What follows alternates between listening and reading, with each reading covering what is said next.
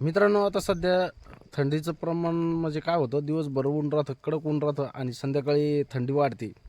आणि थंडी वाढल्यामुळे काय व्हायला लागलं, प्रत्येकाच्या शेळ्यांना सर्दी होणं, पिलांना सर्दी होणं, त्याच्यापासून मग ताप येणं, असे बरेच काही समजा सर्दीचं प्रमाण वाढलेलं आहे. कारण की काय होतं, दिवसभर उन्हाचं टेम्परेचर असतं आणि संध्याकाळच्याला थंडीचं प्रमाण असतं.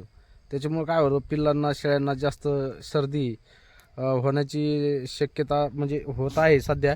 तर बऱ्याच जणांचे प्रश्न आहेत की बाबा याच्यावरती आपल्याला उपाय काय आहेत. बरेच काही समजा उपाय करून थकलं, तर आज मी तसंच तुम्हाला चांगला सर्दीसाठी सर्दी थांबवण्यासाठी आपला शेळ्यांसाठी एक चांगला उपाय घेऊन आलेला आहे. व्हिडिओ शेवटपर्यंत बघा. व्हिडिओ आवडल्यास व्हिडिओला लाईक करा, नवीन असाल तर आपल्या चॅनलला सबस्क्राईब करा. चला आपण आजच्या विषयाला सुरुवात करूया.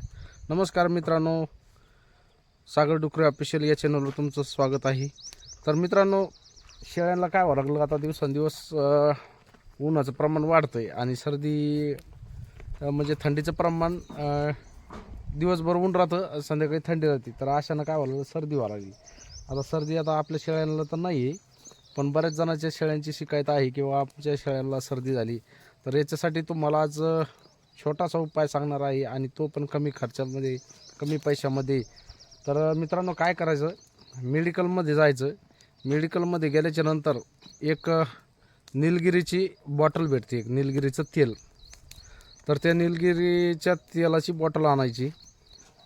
ती बॉटल आणल्यानंतर काय करायचं, आपलं जे इंजेक्शन असतं, इंजेक्शनानं काय करायचं, जे आपण आता औषधासाठी वापरतो शेळी पालनामध्ये, त्या इंजेक्शनानं एक थेंब, फक्त एक थेंब घ्यायचा.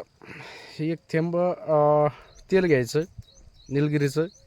त्या एका थेंबामध्ये फक्त अर्धा थेंब हे शेळीच्या नाकपुडीमध्ये सोडायचं.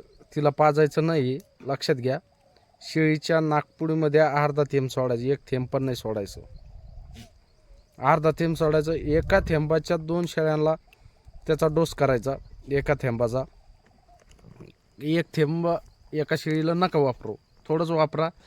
त्याच्यामध्ये तुम्हाला 100% रिझल्ट भेटणार आहे. निलगिरीचं तेल हे म्हणजे शेळींच्या सर्दीसाठी इतकं फायदेशीर आहे की हा उपाय मी स्वतः केलेला आहे. पण आता सध्या आपल्या शेळ्यांना सर्दी नाही. तुम्ही 100% करून बघा, 100% याचा रिझल्ट चांगला आहे. फक्त काय करायचं, जास्त प्रमाणात शेळ्यांच्या नाकपुडीमध्ये एक थेंबाच्या वरती एक थेंब पण नका देऊ, अर्धा थेंब द्या. कारण कसं असतं, हे जर तिच्या ठसका लागला आणि तिच्या कुसामध्ये गेलं तर दुसरं काही आजार होण्याची समजा दुसरं काही इफेक्ट होऊ नये त्याच्यापासून. म्हणून मी तुम्हाला सांगतो की फक्त अर्धा थेंब तुम्ही एका शेळीच्या नाकपुडीमध्ये टाकायचं आहे. असा नाकपुडी इंजेक्शनानं बरोबर टाकता येते ते. आता इंजेक्शन कसं आहे, इंजेक्शनाचं मन सांगतो मी, तर इंजेक्शनाचं आपण समोरची सुई काढून टाकलेली असते औषधासाठी. तर ही समोरची सुई काढून टाकायची, फक्त त्याचं टोक आहे, त्या टोकात आल्हाद अर्धा थेंब सोडायचं. असं 2 दिवस लगातार जर तुम्ही केलं सकाळ संध्याकाळ, तर तुमच्या शेळीची सर्दी 100% राहून जाईल. कारण की हा माझा अनुभव आहे स्वतःचा.